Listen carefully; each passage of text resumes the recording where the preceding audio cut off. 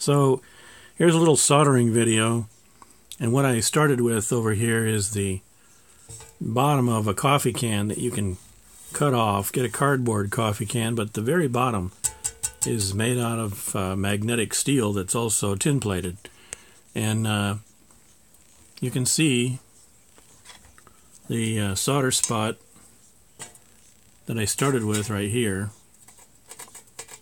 It's very easy to solder to because it's tin plated, and there's actually percentage of tin in the solder.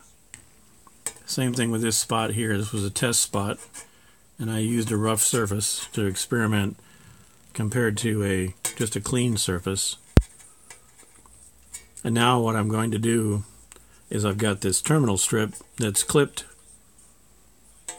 on here to mechanically hold it, and we're going to put some solder on it